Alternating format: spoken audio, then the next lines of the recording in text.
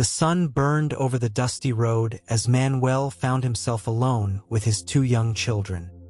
His wife, tired of poverty and hardship, had left without looking back. She had only left a note on the worn wooden table. "I can't do this anymore. Find another way to live." Manuel felt his heart shatter into pieces. He had no job, barely any food left in the pantry, and the house they lived in was falling apart. He looked at his children, Mateo and Sofia, and knew he couldn't give up. He had to find a solution. With an old suitcase and a few coins, they set out on foot. He had no set destination, but each step was an act of faith. On the 3rd day, exhausted and hungry, they arrived at a church where the pastor offered them shelter. "God never abandons those who trust in him," he said with a smile. The words resonated deep within his soul. Perhaps this trial wasn't the end, but the beginning of something new. That night, Manuel barely slept. His children rested on mattresses on the floor of the small room the pastor had offered them. As he watched them breathe peacefully, one question burned in his heart. "What will I do now?" The next morning, after expressing his gratitude for the shelter, Manuel offered to help in any way he could. "God brought us here for a reason. I don't want to receive without giving something in return," he told the pastor. The elderly man smiled. "I have something for you," he replied. He led Manuel to the back of the church, where there was a plot of land covered in weeds and debris. "Years ago, I tried to turn this into a garden, but I didn't succeed. Maybe you can bring it to life." Manuel looked at the dry soil with uncertainty. He had never been a farmer, but he had no other choice.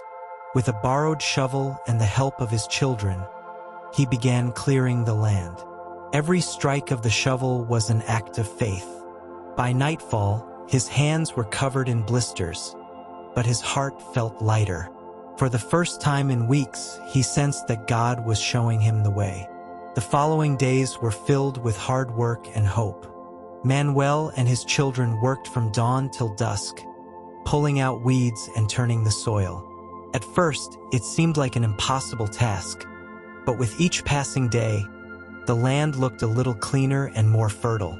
Seeing his determination, the pastor spoke to some members of the congregation, who began donating seeds and tools. "God blesses those who trust in him," he said as he handed Manuel a sack of fertilizer. The children helped too. Sofia, with her contagious laughter, watered the small furrows, while Mateo learned to plant seeds with patience. The family was rebuilding, not with material wealth, but with faith and hard work. One day, while digging, Manuel found an old pipe buried in the ground. With the pastor's help, they managed to reconnect it, and to their surprise, water began to flow again. It was a miracle. Now, the garden had everything it needed to grow. That night, gazing at the stars, Manuel whispered a prayer. "Lord, thank you for guiding me when I couldn't see the way." The process had only just begun, but Manuel knew that something great was about to happen. The first few weeks were tough. Despite having water and seeds, the soil took time to show signs of life. There were days when Manuel felt the weight of exhaustion and doubt. What if this doesn't work? He wondered as he looked at his dirt-covered, blistered hands. But every time discouragement crept in, his children lifted his spirits. "Dad, the pastor says the best things take time to grow," Mateo reminded him one day as he tilled the soil. Those words made him reflect. God had his timing and his purpose, so Manuel chose to keep believing. One morning, as he went out to check on the garden as usual, he froze. Tiny green sprouts were pushing through the soil. Life had begun to bloom. He ran to call his children, who jumped with joy at the miracle before them. They weren't just growing food, they were growing hope. The pastor smiled as he watched them. "God never fails to reward those who work with faith," he told Manuel. That night, as his children slept, Manuel knelt down and whispered, "Thank you, Lord, for reminding me that blessings always come in due time." But what Manuel didn't yet know was that the real miracle was still to come. The sprouts grew quickly, and over time, the garden became a small oasis of life. Manuel and his children harvested tomatoes, corn, squash, and other vegetables. But there was a problem. They had more food than they could eat. One afternoon, as he wondered what to do with the surplus crops, an elderly woman approached the church. "Pastor, my family has nothing to eat," she said sadly. Manuel felt a lump in his throat. He knew that feeling all too well. Without hesitation, he took a basket of fresh vegetables and handed it to her. "God gave us this and we want to share it," he said with a smile. Word spread quickly, and within days, more families began coming to the church in search of food. Instead of feeling overwhelmed, Manuel saw it as a sign from God. With the pastor's and congregation's help, he organized a small community market. People could take food in exchange for helping in the garden or with other community tasks. What had started as a survival effort had turned into an act of love and service. One morning, as Manuel prepared more baskets of food, the pastor approached him and said, "God turns our trials into blessings, and you are proof of that."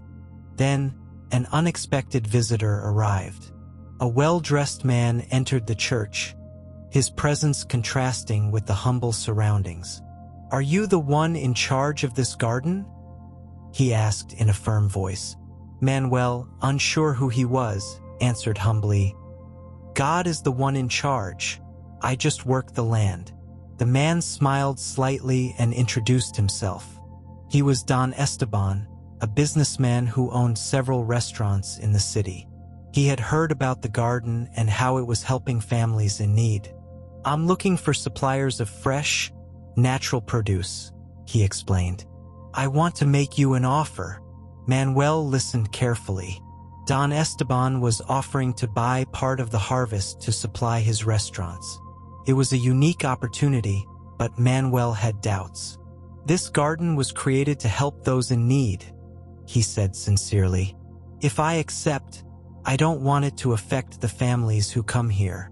The businessman looked at him with respect and responded, "If there's one thing I've learned in life, it's that when you help others, God blesses you even more."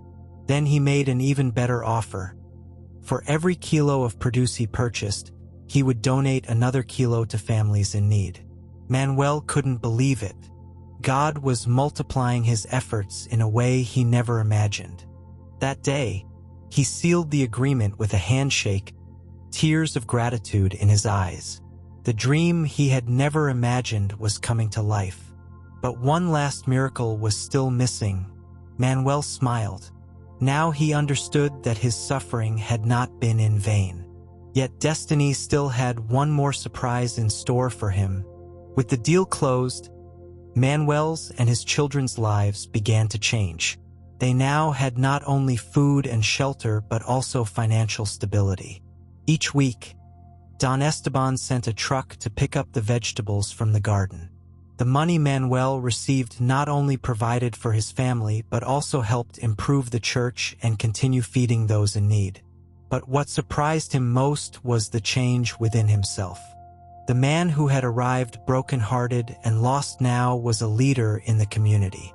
One day, while working in the garden, he saw a figure in the distance, one he never expected to see again. It was his wife. She looked different, with a weary face and eyes filled with regret. She approached hesitantly and spoke in a trembling voice. "Manuel, I made a mistake. I thought poverty was our problem, but now I realize that the true treasure was always here, with you." Manuel felt a whirlwind of emotions. The pain of abandonment was still there, but his faith had taught him about forgiveness. He remained silent, watching his children, who looked at their mother with a mix of surprise and longing. He knew the decision he made would change his life forever. Should he open the doors to her again or move forward without her? Manuel took a deep breath and searched for the answer in his heart. He lowered his gaze for a moment, feeling the weight of the memories. He had suffered greatly when his wife left them, but God had transformed his pain into a blessing. Finally, he looked up and spoke with a calm voice. I am not the same man you abandoned, but God has taught me to forgive. His wife shed silent tears. I don't expect you to accept me right away. I just want to be with my children again and prove that I have changed. Manuel looked at Mateo and Sofia, who clung to his shirt with eyes full of confusion. They had suffered from her absence too, but they were too young to fully understand what had happened. The pastor, who had been watching from a distance, approached calmly. Forgiveness is an act of faith, Manuel. It doesn't mean forgetting the past, but trusting that God can restore what was broken. Manuel sighed and nodded. He knew that resentment would not bring peace to his heart.